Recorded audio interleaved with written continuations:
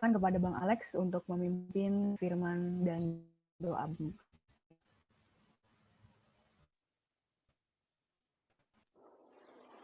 Mari sama-sama sebelum kita membaca merenungkan firman Tuhan, kita berdoa. Bapa di dalam surga, pemilik hidup kami datang dalam ucapan syukur sore hari ini. Terima kasih banyak Tuhan, karena Engkau sudah memberikan kesempatan kepada kami memasuki satu babak yang baru lagi di dalam perkuliahan kami. Tuhan yang sudah memimpin kami memasuki semester yang baru, dan kami mengucap syukur bahwa semua ini Tuhan yang sediakan bagi kami. Dan kami juga rindu ya Tuhan, pada hari ini bersama-sama merefleksikan setiap pengalaman kami di dalam terang firman-Mu, supaya kami bisa memahami di dalam semester yang baru ini bagaimana kami bersikap, bagaimana kami memandang hidup kami seturut dengan firman-Mu ya Tuhan. Karena itu ketika kami akan membuka firman-Mu, kami mohon ya Tuhan, bukalah juga hati kami, jadikanlah hati kami seperti tanah yang baik, supaya ketika benih firman Tuhan ditaburkan, itu boleh sungguh-sungguh berakar, bertumbuh, dan juga berbuah nyata di dalam hidup kami. Berkati baik hamba-Mu yang menyampaikan, setiap kami yang mendengar, ya Tuhan, tolonglah kami semua, agar kami bukan hanya jadi pendengar-pendengar firman yang setia, tapi mampukan dengan kuasa pertolongan dari Roh-Mu yang kudus, kami dimampukan menjadi pelaku-pelaku firman-Mu di dalam hidup kami, di dalam masa muda kami. Bersabdalah ya Tuhan, kami anak-anak-Mu sedia mendengarnya. Di dalam satu nama yang kudus, nama yang berkuasa, nama Tuhan kami Yesus Kristus, Sang Firman yang hidup, kami menyerahkan pemberitaan firman-Mu. Amin. Shalom teman-teman sekalian, selamat sore. Saya bersyukur kepada Tuhan boleh melayani sore hari ini. Saya coba share screen ya. Jadi saya berharap juga teman-teman nanti bisa ikuti. Ada bagian yang Abang siapkan untuk kita bisa semakin menikmati firman Tuhan pada saat ini ya. Nah, kita sudah masuk di dalam tahun 2021, Happy New Year-nya tanggal 1 Maret nih ya. Tapi ya saya pikir dalam kenyataan bahwa kita juga sudah dipimpin Tuhan sedemikian jauh, di tengah-tengah situasi yang juga tidak mudah. Kalau kita ingat, masuk Maret berarti sudah hampir 1 tahun ya. Kita punya waktu yang sudah ada di rumah begitu, atau ada di secara online ya, dan ini menjadi satu hal yang saya pikir akan sangat menandai sejarah kehidupan manusia ya, harus terbatas sekian lama, dan teman-teman sudah masuk di semester yang baru ya, Happy New Semester. Nah, saya ingin mengajak kita merefleksikan seperti doa saya tadi.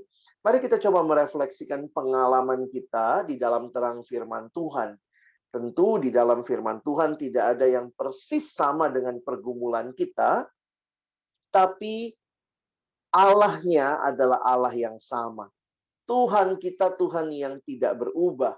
Sehingga saya pikir pengalaman-pengalaman hidup kita bisa kita tempatkan dalam terang kebenaran dan kemudian melihat bagaimana seharusnya kita bersikap. Nah, saya ingin mengajak kita melihat yang pertama dan terutama kalau kita bicara tentang kekristenan, ada satu kutipan yang berkesan buat Abang ya. Kutipannya ini. Christianity isn't a religion, it's a relationship with God through Jesus Christ. Kalau agama di dunia ini banyak menawarkan ritual, kepercayaan, ajaran-ajaran, maka kalau kita perhatikan, kekristenan punya semua itu. Kita punya ajaran, kita punya ritual, kita punya tradisi, tetapi yang menarik, kekristenan berbicara lebih dalam daripada sekadar beragama, berritual, bertradisi. Kekristenan bicara relasi dengan Allah. di dalam dan melalui anaknya Yesus Kristus. Kenapa ini jadi penting? Saya pikir tidak ada agama lain yang meminta umatnya untuk menerima tokoh agamanya di dalam hati mereka, ya. Seperti kita bicara, terimalah Yesus sebagai Tuhan dan Juru Selamat dalam hidupmu. Nabi di agama sebelah tidak meminta itu, tidak ada kepercayaan lain yang menyatakan hal sedemikian. Berarti menarik sekali, kekristenan bukan sekadar agama, bukan sekadar ritual, tetapi relasi dengan Allah, dan secara khusus bagi kita yang percaya, di dalam dan melalui anaknya Yesus Kristus.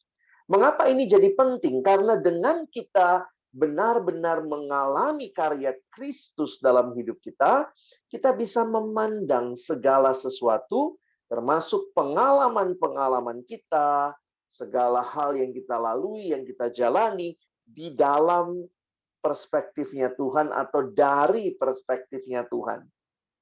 Nah, memasuki semester baru ini, kita mau coba refleksikan apa sih yang sudah kita alami di semester sebelumnya. Mungkin juga ada hal-hal yang kita harus sadari, ya. Ada kegagalan yang mungkin kita alami dalam semester yang lalu. Gagal itu bisa macam-macam, ya. Teman-teman gagal karena tidak berjuang, nggak bisa juga kan? Atau sudah berjuang tapi gagal, berarti itu faktornya eksternal, ya. Mana tahu, mungkin kalau bicara nilai, dosennya pelit nilai, atau dosennya mungkin waktu ngasih nilai juga nggak objektif. Itu bisa terjadi kan? Kalau kita bilang gagalnya dalam nilai, hal seperti itu bisa terjadi. Jadi hidup ya ada kemungkinan gagal, hidup juga ada kesempatan yang kita bisa berhasil. Jadi sebenarnya kalau begitu bagaimana kita memandang hidup? Bagaimana kita dengan tepat bisa melihat bagaimana hidup itu? Nah, saya ingin mengajak kita bersama-sama untuk merefleksikan ini dari pengalamannya Rasul Paulus. Ya, makanya tadi Abang bilang sebenarnya nggak apple to apple persis, ya. Rasul Paulus kan nggak lagi kuliah, nggak lagi masuk semester baru, ya. Tetapi ada satu catatan yang penting yang Paulus sharingkan di dalam kitab Filipi. Ya, kita akan melihat ini. Dan saya ingin mengajak kita melihat bagaimana Paulus memandang hidupnya. Dan nanti coba refleksikan untuk kamu juga memandang hidupmu. Paulus melihat hidup sama seperti kita, ya. Biasanya kalau kita lihat selalu yang kita kan ada dalam time, ya, dalam waktu. Jadi biasanya orang melihat ke belakang, ya, melihat ke belakang apa yang sudah dilalui, lalu tentunya juga menyadari apa yang sekarang dan bahkan melihat ke depan, apa yang dirindukan ke depan. Tetapi bagi orang percaya, bagi saya apa yang Paulus sharingkan di dalam bagian ini, menurut saya dia tidak hanya memandang ke belakang, tidak hanya memandang sekarang apa yang dia sedang alami, tidak hanya memandang ke depan apa yang akan dia capai. Tetapi bagi saya yang menarik adalah Paulus melihat ke atas, ya. Mungkin ini istilah saja yang Abang pakai, bukan hanya memandang ke belakang, melihat yang sekarang, memandang ke depan, tetapi Paulus memandang ke atas dan menyadari ada Tuhan di dalam perjalanan hidupnya. Jadi kalau kita cuma mandang ke belakang, kita bisa jadi orang yang terperangkap di masa lalu. Kalau kita hanya hidup hari ini, ya kita jadi orang yang kayaknya oportunis banget begitu, ya. Kalau kita hanya berpikir masa depan, kita jadi banyak mimpinya.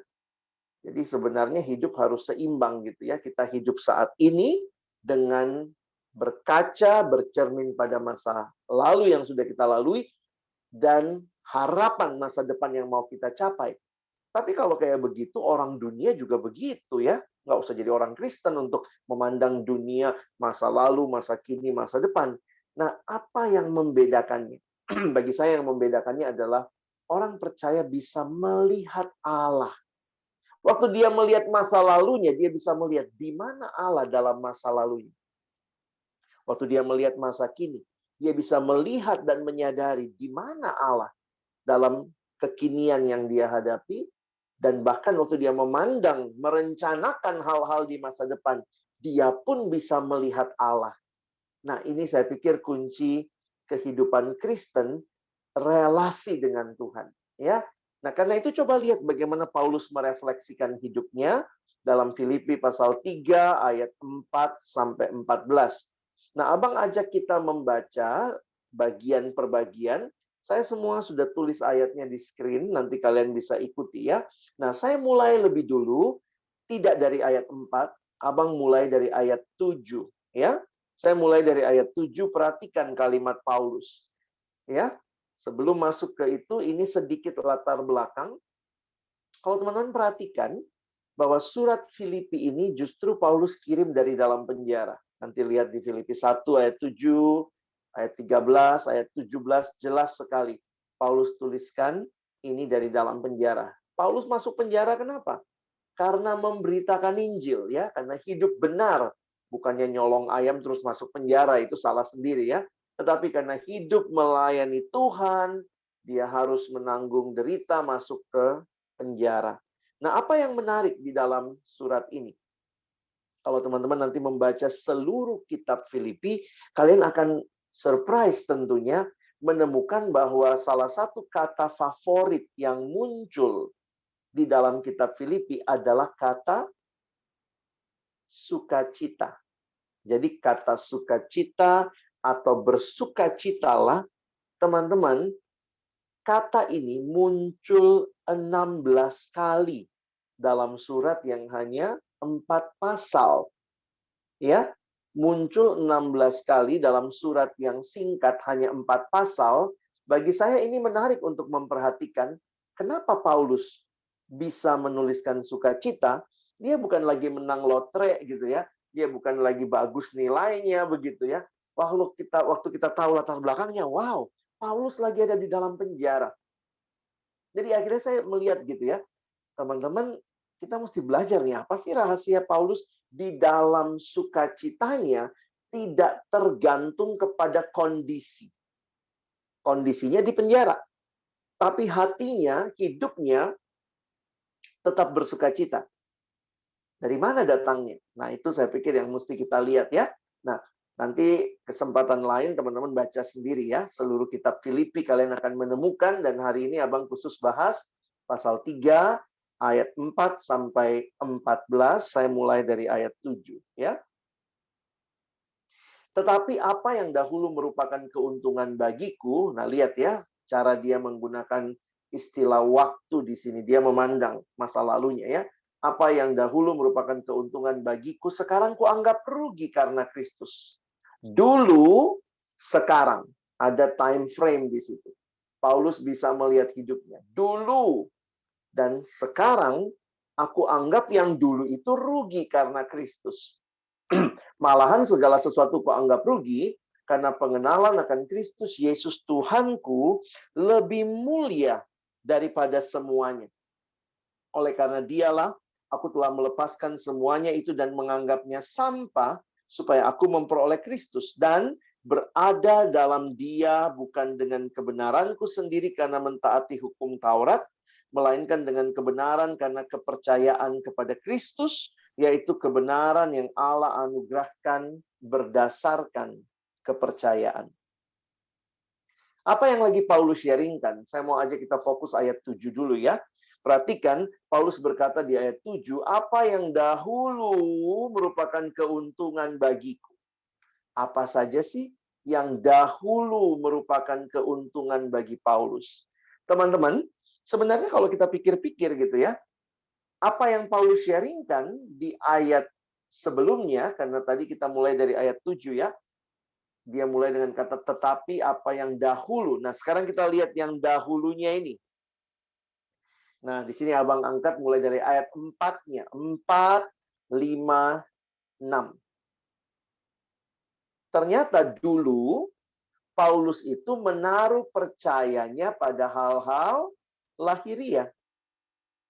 Sekalipun aku juga ada alasan untuk menaruh percaya pada hal-hal lahiriah, jika ada orang lain menyangka dapat menaruh percaya pada hal-hal lahiriah, aku lebih lagi. Disunat pada hari ke-8, kalau disunat pada hari ke-8, Paulus lagi mau bilang apa nih? Aku itu asli dari orang Yahudi, dan bukan hanya aku, tetapi orang tuaku pun orang yang taat. Nggak ada kan bayi disunat hari ke-8, bayinya datang sendiri sunatin dong gitu ya. Pasti orang tuanya yang bawa. Berarti Paulus lagi mau menceritakan latar belakang keluarganya. Saya dari keluarga yang taat loh.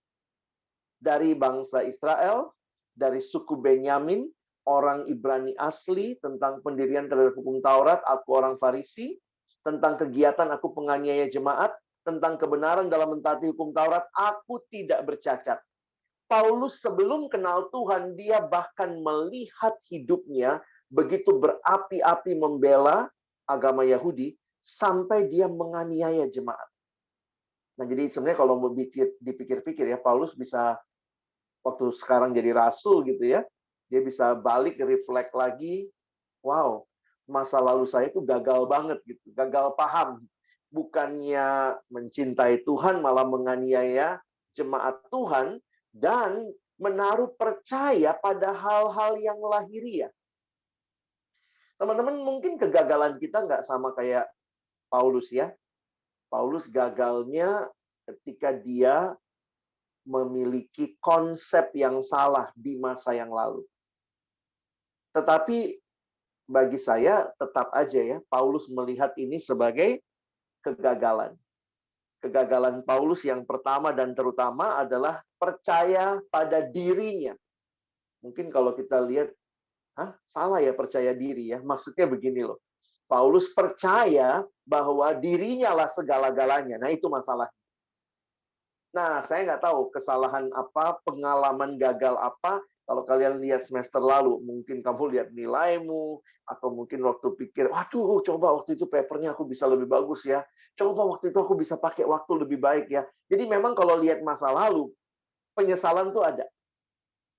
Dan penyesalan itu biasanya karena kita terlalu melihat semuanya sesuai yang kita mau, yang kita ingin, dan ternyata bukan itu yang seharusnya ya. Kita itu makhluk yang sudah jatuh dalam dosa.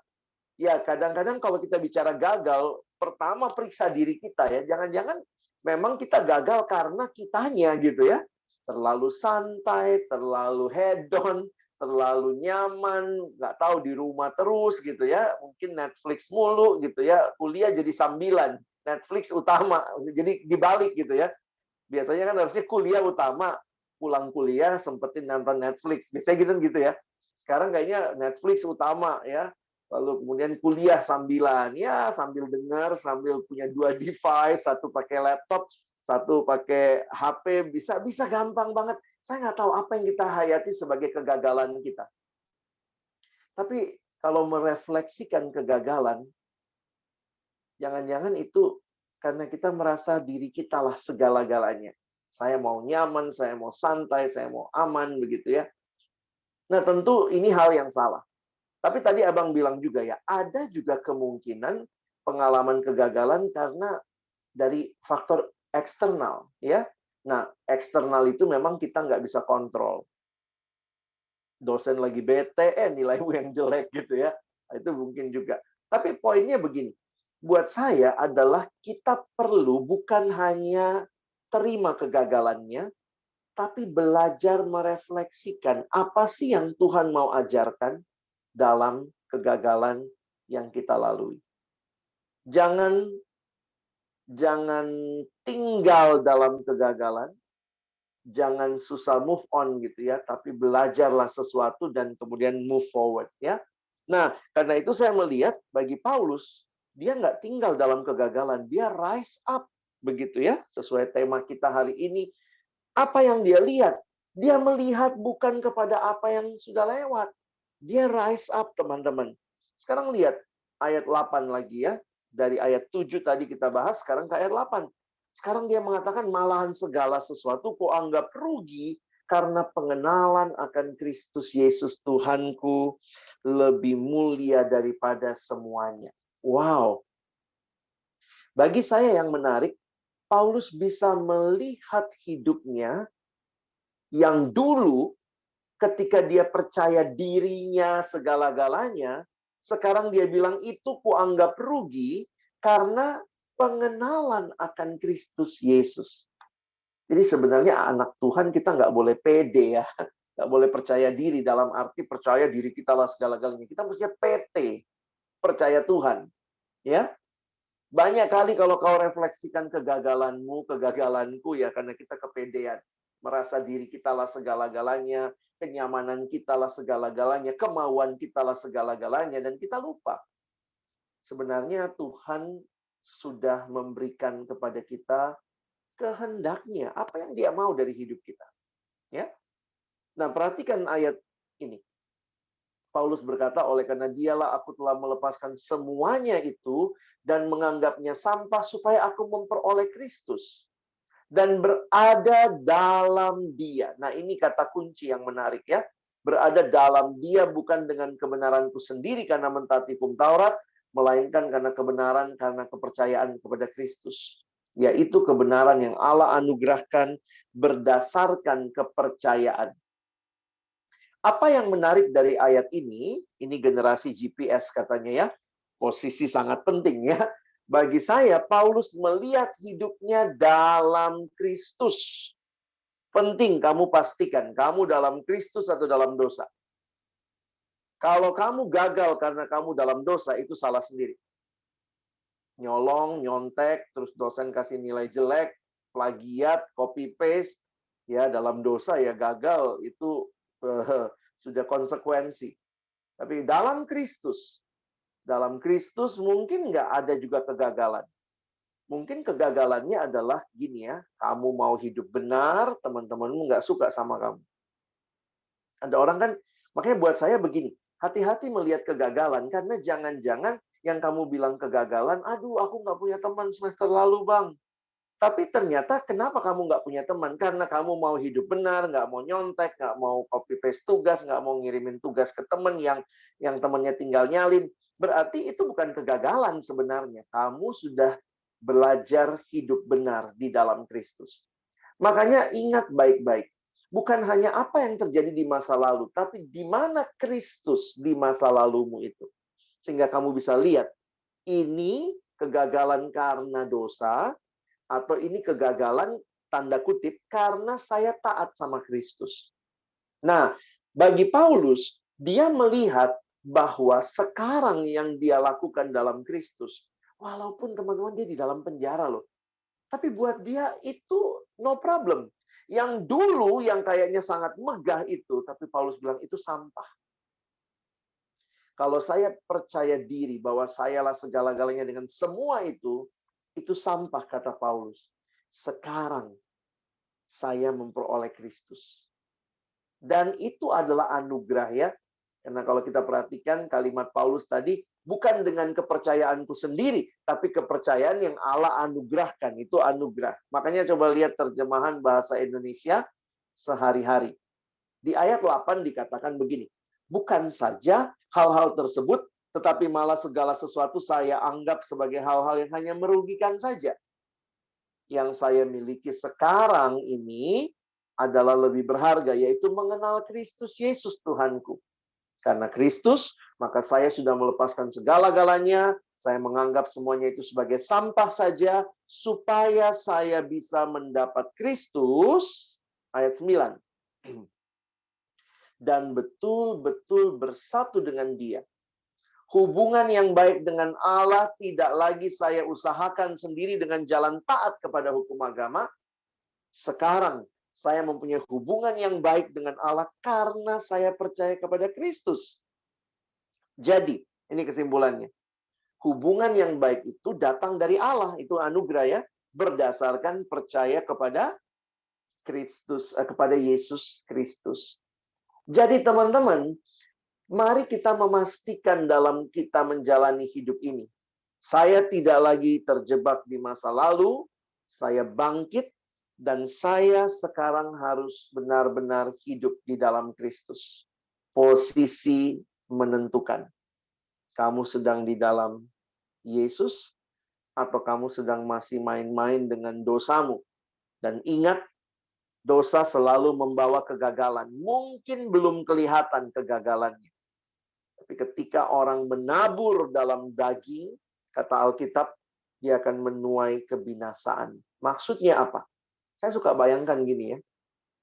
Ada orang semester lalu dilewatin, dia nyontek, dia copy paste tugas, plagiat gitu ya. Dia ngerasa biasa-biasa aja, apalagi kalau nggak ketahuan kan. Kayak, aduh, puji Tuhan, nilai keluar bagus. Nah, kalian lihatnya gimana tuh?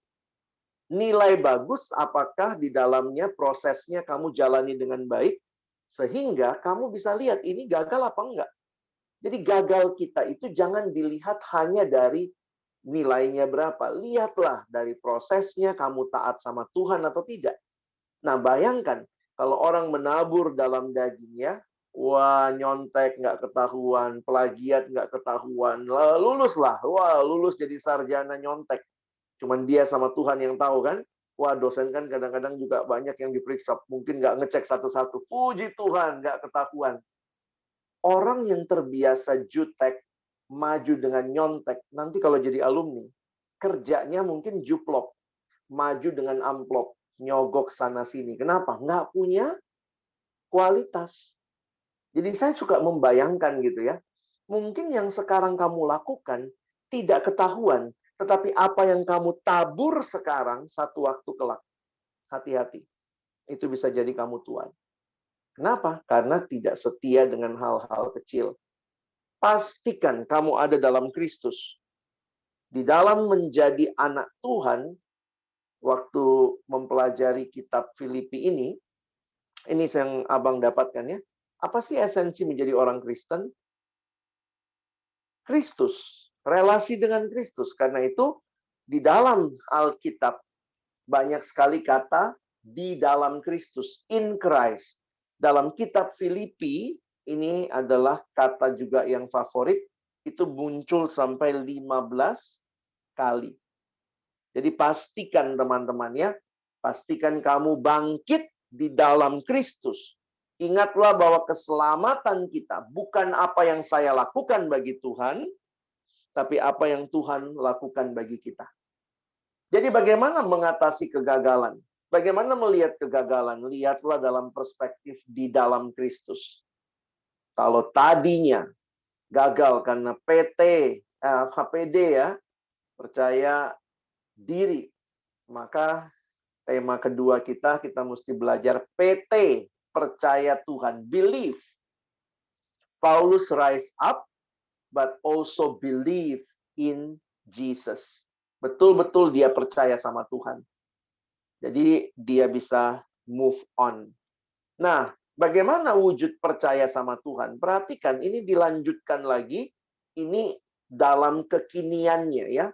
This is ongoing process. Ini lihat ayat 10. Yang ku kehendaki ialah mengenal dia dan kuasa kebangkitannya. Dan persekutuan dalam penderitaannya, di mana aku menjadi serupa dengan dia dalam kematiannya, supaya aku akhirnya beroleh kebangkitan dari antara orang mati. Teman-teman, apa yang terjadi ketika Paulus sudah percaya sama Tuhan? Itulah ayat 8 tadi, ayat 8-9. Dia percaya sama Tuhan, maka ongoing prosesnya adalah ini. Mengenal dia. Wah, ini bagi saya menarik ya. Paulus waktu tulis ini, dia udah rasul besar loh teman-teman ya. Maksudnya rasul yang sudah melayani di banyak tempat, luar biasa pelayanannya. Tapi buat saya luar biasa ya. Paulus tidak melihat pengenalan akan Allah itu sebagai sebuah tujuan yang dicapai, tetapi sebuah perjalanan seumur hidup. Jangan terlalu sombong ya. Wah, saya sudah kenal Tuhan. Saya rajin. Saya worship leader. Saya singer. Oh, mungkin saya pengurus. Saya pemimpin kelompok kecil. Saya pun juga bisa ngomong ya. Saya hamba Tuhan. Oh, kerjanya khotbah. Lalu, saya sudah kenal Tuhan. Kalau saya melakukan itu berarti saya tidak mengerti pengenalan akan Tuhan. Karena pengenalan akan Tuhan itu bukan untuk evaluasi, bukan untuk ujian, untuk dapat nilai, tetapi sebuah perjalanan seumur hidup. Tadi kita bicara masa lalu ya, sekarang kita bicara masa kini. Masa kininya apa? Kenal Tuhan. This is an ongoing process. Life is a journey. Tujuan hidup Paulus adalah untuk mengenal Allah. Sehingga seluruh aspek hidup Paulus diarahkan untuk mengenal Allah. Termasuk melalui pelayanannya. Paulus merindukan dirinya semakin mengenal Allah. Teman-teman, kalau kita sudah rise up dari masa lalu, now we believe, and that belief we must live it on. Kita mesti hidupi hari ke hari. Tuhan, saya makin mau kenal Engkau. Perhatikan, ini pengenalan seperti apa? Sekali lagi, ini bukan pengenalan untuk ujian ya. Wah, kenal Tuhan, tahu Yesus lahir di mana, segala macam. Kita bukan kenal Tuhan untuk cerdas cermat Alkitab. No. Karena itu ini pengenalan yang lebih daripada sekadar informasi. Tetapi pengenalan yang adalah sebuah relasi dengan Tuhan. Perhatikan kalimat Paulus, dia kaitkan dengan pengalaman yang dialami Yesus di kayu salib dan kebangkitannya. Masih ingat ayatnya tadi? Yang kuhendaki adalah mengenal dia. Dan dikatakan, aku mengalami ya kuasa kebangkitannya dan persekutuan dalam penderitaannya, di mana aku menjadi serupa. Dia mau mengalami Tuhan secara personal. Saya pikir menjalani semester baru, ya rise up dari kegagalan semester lama, believe, jalani dengan pengenalan akan Tuhan yang terus makin dalam, ya. Supaya apa? Supaya kamu bisa menilai seluruh pergumulan hidupmu dengan tepat. Experiencing God personally. Dan menariknya, ini juga pengenalan yang transformatif. Saya pakai istilah ini ya. Pengenalan yang bukan sekadar informasi, tapi pengenalan yang melibatkan relasi, dan pengenalan yang mengubahkan karena terjadi transformasi. Perhatikan kalimat Paulus tadi ya. Yang kuhendaki adalah mengenal dia dan kuasa kebangkitannya, dan perhatikan, menjadi serupa dengan dia. Wah, teman-teman, masa kini engkau punya kesempatan kenal Tuhan. Kita punya persekutuan di kampus ya. Kita punya kesempatan bisa kenal dia dan akhirnya makin serupa dengan Kristus. Saya pikir belief bukan selesai pada belief-nya, knowledge-nya. But belief harusnya berdampak kepada hidup kita. From belief, jadikan itu sebagai bagian kehidupanmu yang kamu jalani. Kamu tahu ya, kuliah harus bagaimana, kamu tahu nanti berpacaran itu sesuai dengan kehendak Tuhan, kan harus serupa dengan Kristus. Bagaimana pacaran untuk kemuliaan Tuhan, bagaimana tidak terjebak di pornografi, karena saya bukan serupa dengan dunia. Saya bukan jadi orang yang menikmati hal-hal yang tidak tahu prioritas. Saya pikir juga itu kan nggak serupa dengan Kristus. Yesus tahu loh prioritas. Kapan mesti tidur, kapan mesti pelayanan. Nah, kalau kita lagi masa-masa begini, kita bisa jadi, ya itu ya, Netflix segalanya, game online segalanya, kuliah yang sambilan. Something wrong with our life. Harusnya kalau teman-teman percaya pada Yesus, semakin serupa dengan dia, kita mengalami pembaharuan. Ya, jadi sangat penting. You rise up and you believe, and that belief will transform your life.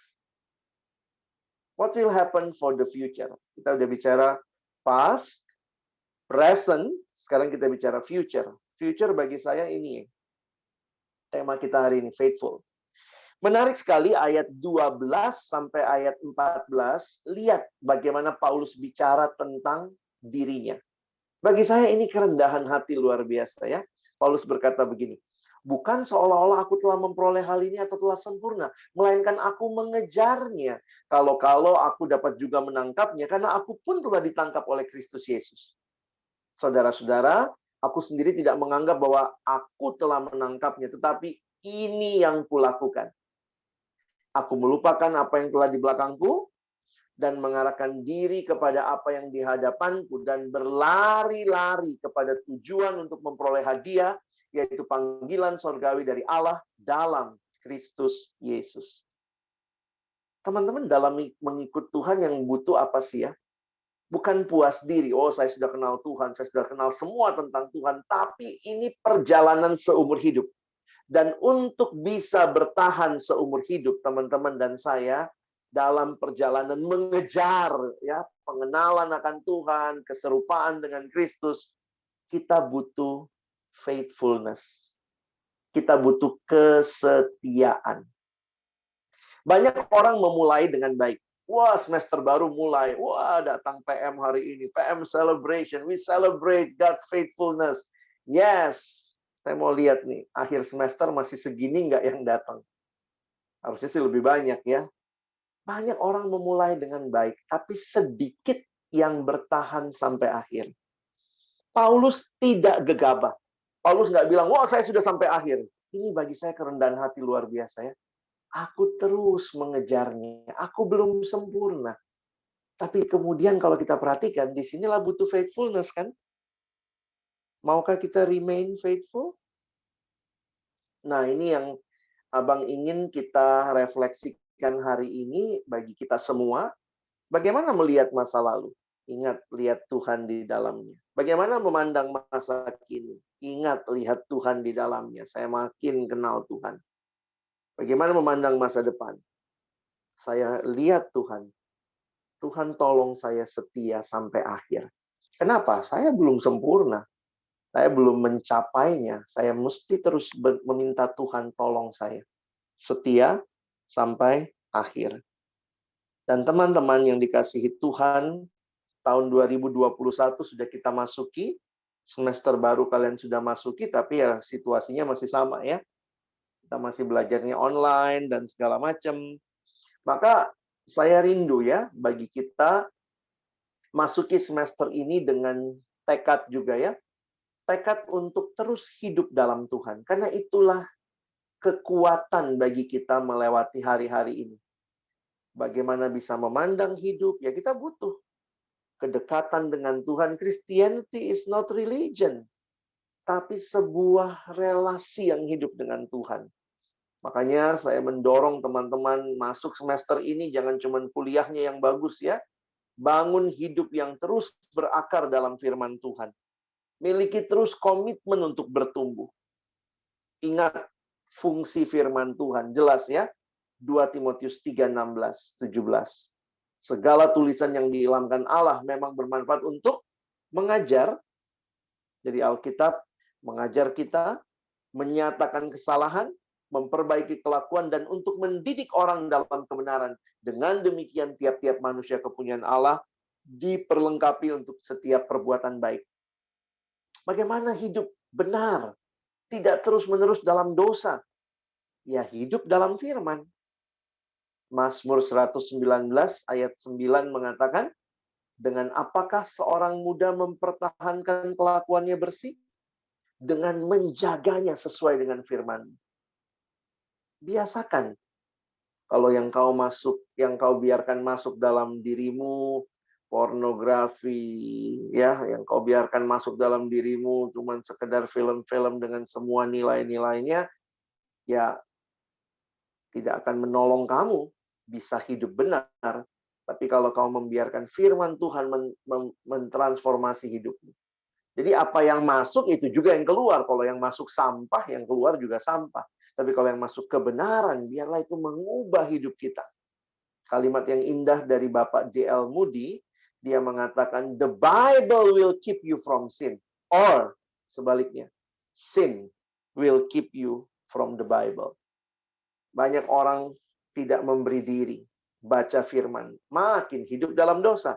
Makin hidup dalam dosa, makin nggak mau baca firman. Karena takut. Setiap kali baca, ada anak remaja pernah datang ke Kak Alex, ke Abang, dia bilang gini, Bang, malas saya baca Alkitab. Kenapa? Kayaknya tiap kali baca, kayaknya tentang saya semua, Bang, gitu ya. Karena dia merasa kayaknya dituduh begitu ya. Saya bilang, nah itulah fungsi firman Tuhan. Menolong kamu, mengoreksi, menyatakan kesalahan. Salah kamu, nggak boleh begitu. Ayo, hidup benar. Ya. Dan bersyukur kita punya PM. Ya, kita punya teman-teman seiman, kita punya komunitas yang menolong kita bertumbuh bersama. Saya harap semester ini kamu jalani bersama komunitas, bersama teman-teman di PM, bersama orang-orang yang mengasihi Tuhan, bersama dengan orang-orang yang rindu hidup benar. Jadi kalau kita rise up, believe, faithful, itu bukan sendirian, teman-teman. Kamu nggak bisa sendirian. Perhatikan cara Paulus menulis dalam kitab Filipi. Dia banyak menggunakan kata kami, karena dia tahu dia bukan single fighter. Dia adalah pemain tim, ya. Dan dia tahu kekuatan itu datang dari Tuhan melalui tim, ya. Jadi biarlah kita hidup berbeda dengan dunia, dan kita masuki semester ini, kita jalani bersama Tuhan, bersama saudara-saudara seiman, belajar kita jadi berubah, jadi berbeda. Buat teman-teman yang mungkin sambil kerja juga, kamu juga dalam pekerjaan juga menunjukkan kualitas yang baik. Buat teman-teman yang dalam pergaulan, walaupun online, belajar bergaul dengan baik. Yang sudah pacaran, bangun pacaranmu dengan kudus, dengan baik. Jadi saya pikir apa yang kita percaya, ya kita mentransformasi hidup kita, dan kita mesti setia menjalaninya. Bahkan nanti kalau kalian sudah berumah tangga, biarlah juga rumah tanggamu juga dibangun di dalam Kristus.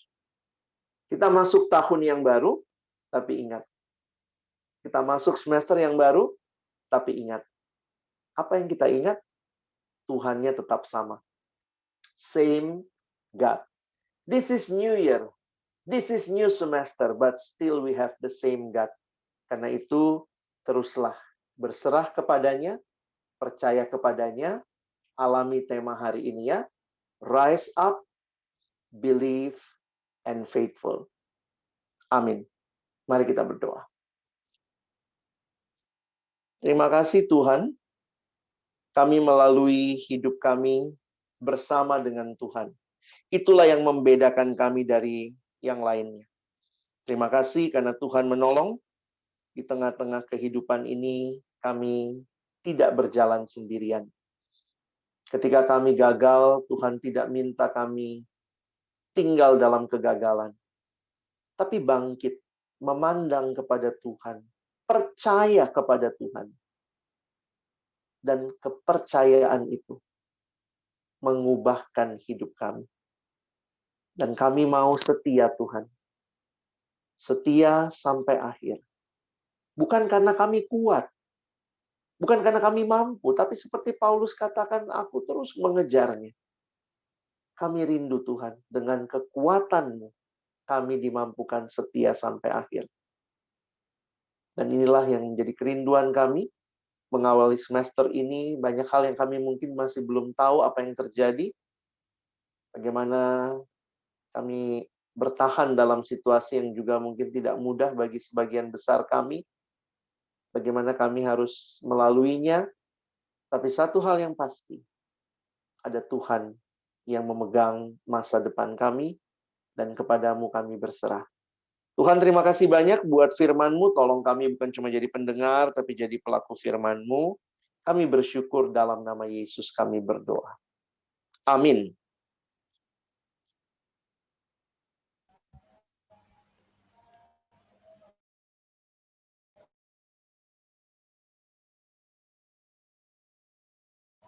Terima kasih Bang Alex untuk firman-Nya, sangat terberkati. Kita di sini bukan hanya mengiyakan forum ini saja, tetapi juga melakukan apa yang sudah kita pelajari dalam 3 hal tadi. Kita lakukan di dalam kehidupan kita sebagai mahasiswa, sebagai seorang teman, sebagai seorang pelayan juga. Baik, kiranya juga kita sudah sampai di doa syafaat, diberikan kesempatan kepada pendoa untuk memimpin doa syafaat kita pada sore hari ini. Mari teman-teman kita bersatu hati, kita berdoa. Tuhan, Allah Bapa kami yang baik, kami sungguh mengucap syukur buat segala kebaikan Tuhan yang Tuhan berikan di sepanjang kehidupan kami, di sepanjang hari ini Bapa. Terima kasih Bapa, penyertaan Tuhan mulai dari pagi hari hingga pada sampai sore hari ini, terus nyata dalam kehidupan kami. Kami pun bersyukur Kau kembali mempertemukan kami di PM Celebration, di ibadah perdana, di PM Celebration pada hari ini Tuhan. Kami bersyukur buat ibadah yang boleh berlangsung. Kami bersyukur untuk para pelayan dan juga pembicara, yaitu Bang Alex yang sudah memberitakan firman-Mu Tuhan, biarlah firman yang boleh Bang Alex bawakan tadi boleh betul-betul menolong kami setiap pribadi lepas pribadi di antara kami.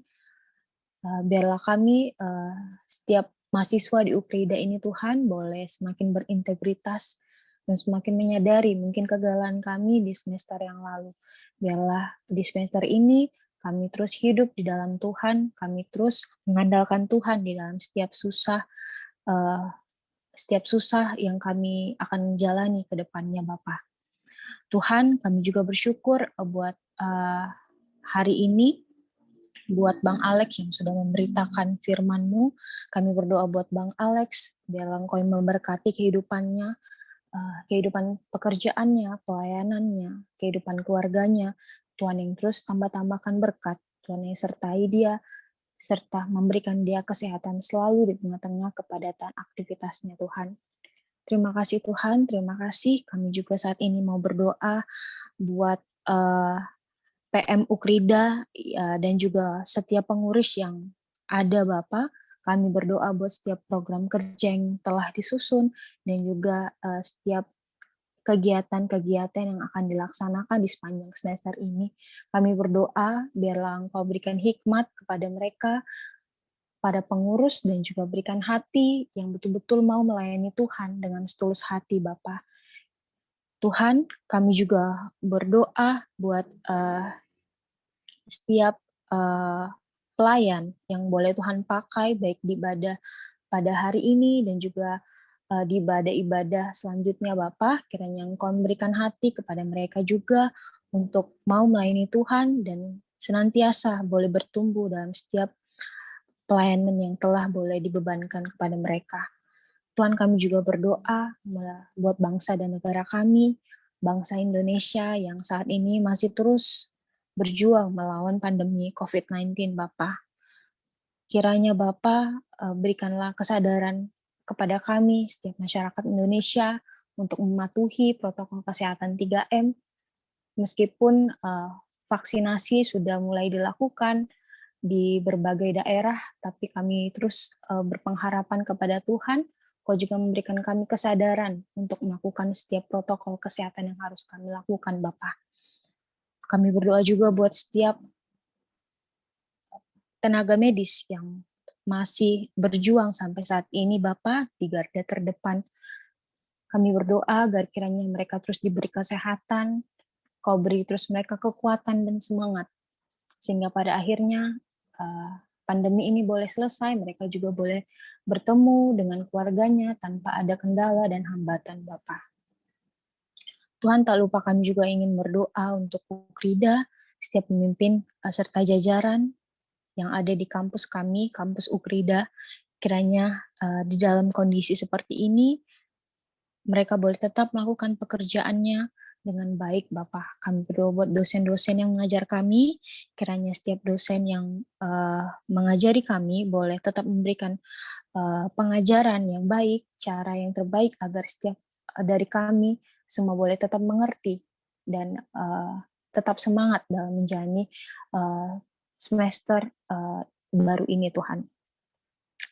Tuhan, kami berdoa secara khusus untuk ibadah pembinaan PKK yang akan dilaksanakan pada 6 Maret tanggal 2021.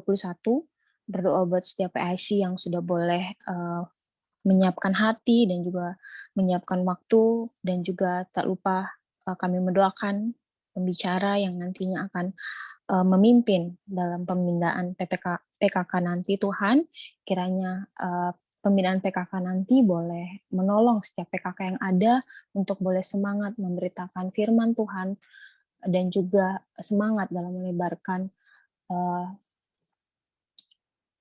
melebarkan firman Tuhan di Ukrida, Bapak.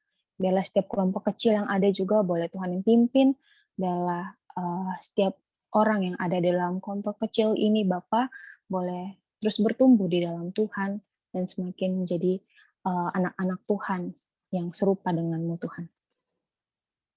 Tuhan, kami berdoa juga untuk setiap pribadi kami yang ada di sini, baik pun yang tidak bersama-sama dengan kami saat ini, Tuhan. Kiranya Tuhan yang terus memberkati kehidupan kami selanjutnya, di setiap aktivitas kami ke depannya, kiranya Tuhan yang terus sertai, terus jagai kami dari segala mara bahaya, Bapa. Terima kasih Tuhan, inilah doa kami yang jauh dari kata sempurna, Bapa. namun kami percaya Tuhan yang menyempurnakannya Bapa. Terima kasih Tuhan Yesus yang baik. Ini kami yang berdoa, menyerahkan ibadah kami selanjutnya ke dalam tangan-Mu. Di dalam anak-Mu Yesus Kristus kami berdoa dan mengucap syukur. Amin. Amin. Terima kasih pada yang bertugas mendoa doa syafaat, dan selanjutnya rekan-rekan kita sudah tiba di penghujung acara atau ibadah kita pada sore hari ini, ibadah PM Celebration. Tapi sebelumnya mari kita menyanyikan pujian Bejanamu.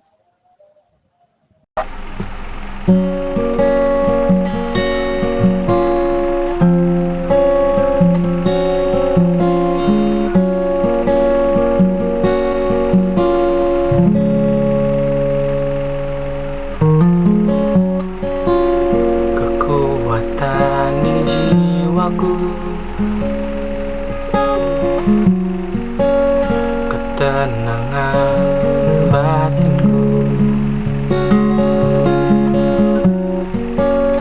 ada dalam hadirat-Mu, ku menyembah-Mu.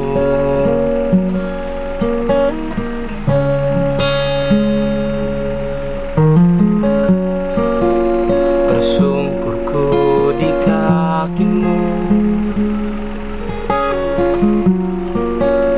rasakan hadirat-Mu. Takkan ku melepaskan-Mu, Kau cahaya bagiku. Mengiring-Mu seumur hidupku, masuk dalam rencana-Mu Bapa. Pikiranku, kehendakku, ku serahkan padamu. Harapanku hanya di dalam-Mu, ku kan teguh bersama-Mu Tuhan. Jadikanku bejana-Mu untuk memuliakan-Mu.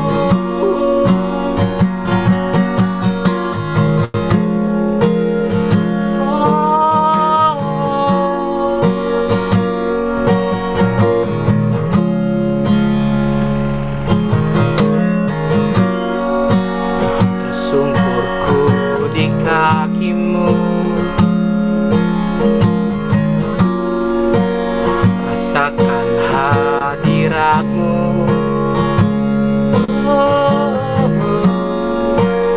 Takkan ku melepaskan-Mu, Kau cahaya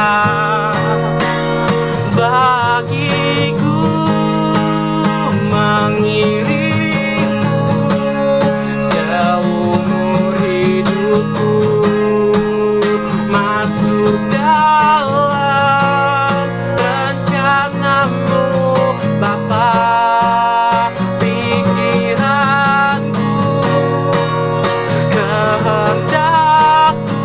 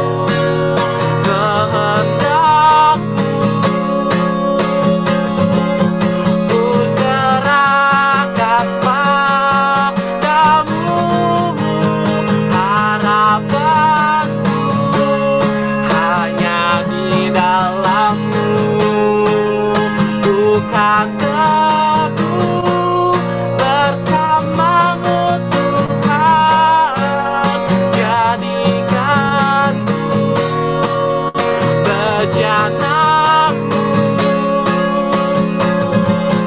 untuk memuliakanmu,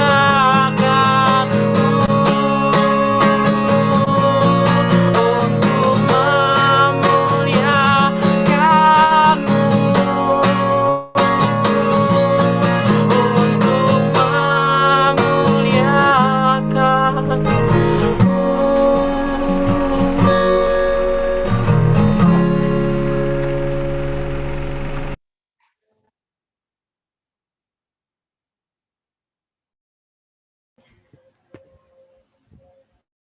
Mari Bang Alex pimpin kami dalam doa penutup untuk ibadah VM Celebration kita pada sore hari ini.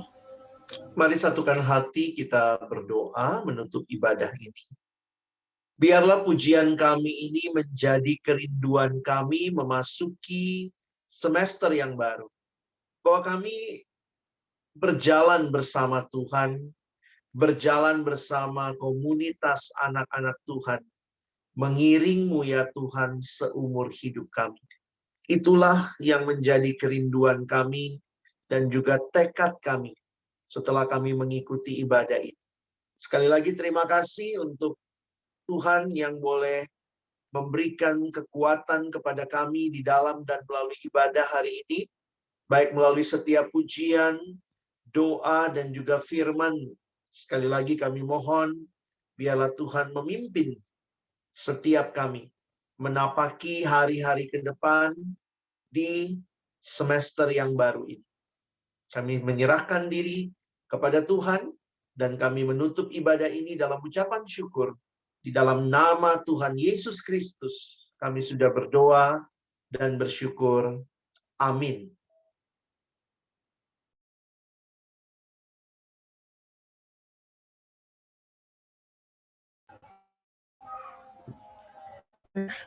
Terima kasih Bang Alex, terima kasih juga pada sore hari ini kita bersama-sama sudah belajar tentang firman Tuhan dalam 3 hal, yaitu tentang rise up, believe, and faithful dalam dunia perkuliahan kita di semester yang baru ini.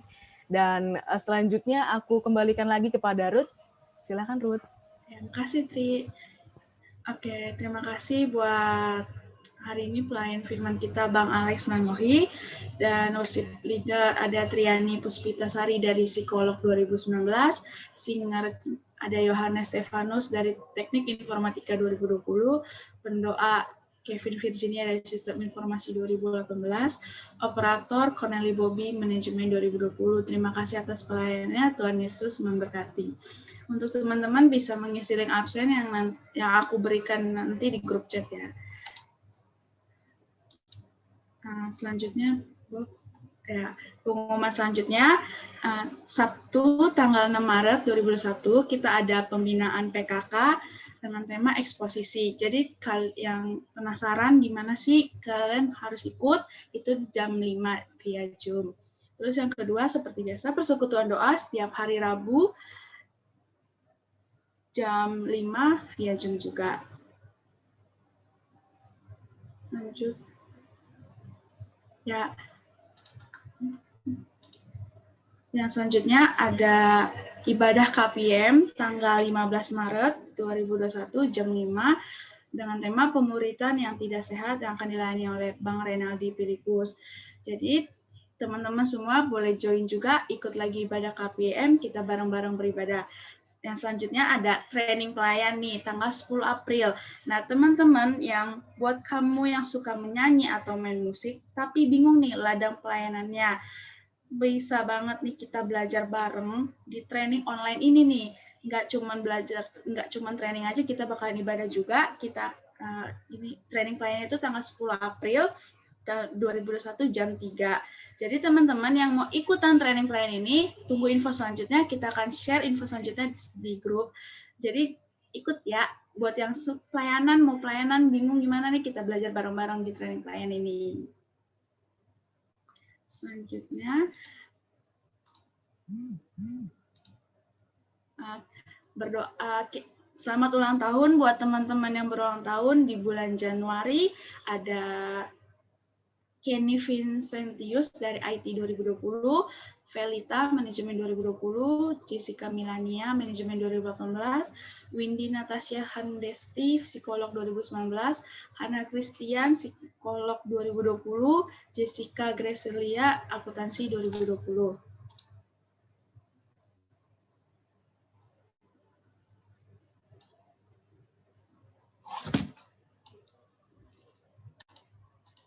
Dan selanjutnya selamat berulang tahun juga buat teman-teman yang berulang tahun di bulan Februari. Yang pertama ada Fiska Febio, Manajemen 2020, Rada Johannes, Manajemen 2017, Aurel Adelia, Manajemen 2020, Gesli Benjamina, Akuntansi 2018, Mario Dalauda, Manajemen 2020, Lisa Lorencia, Manajemen 2019, Feby Natasha, Manajemen 2018, Jeskulin Tuena, Psikolog 2020. Selamat ulang tahun buat teman-teman semua. Tuhan Yesus memberkati kehidupan kalian dan pelayanan kalian dan kuliah kalian. Aku minta tolong untuk Kak Agape berdoa untuk teman-teman kita yang berulang tahun. Oke, mari kita bersatu dalam doa. Bapa di dalam surga, kami sangat bersyukur atas segala berkat dan penyertaan-Mu dalam hidup kami, Tuhan. Secara khusus kepada teman-teman kami yang boleh bertambah umurnya 1 tahun lagi. Kiranya di umur mereka yang sekarang, mereka dapat menjadi pribadi yang semakin dewasa dan bertumbuh di dalam Tuhan. Berdoa juga untuk studi dan pelayanan, kiranya mereka menjadi pribadi yang selalu mengandalkan-Mu, Tuhan. Kiranya mereka senantiasa melihat dan menjalankan kehidupan mereka senantiasa melalui perspektif-Mu, Tuhan. Inilah doa dan permohonan kami. Hanya dalam-Mu kami berdoa, amin. Terima kasih Kak Agape. Selanjutnya, karena hari ini ibadah PM kita yang pertama, kita akan ada breakout Zoom. Jadi buat teman-teman semua nanti bisa sharing bareng-bareng di breakout Zoom-nya, ada pemimpin sharingnya juga. Kita bisa bareng-bareng sharing diskusi tentang hal tadi, new semester, tentang rise up, believe, and faithful. Nanti aku bagi buat breakout Zoom-nya. Untuk Bang Alex, jika ada pelayanan lagi, boleh.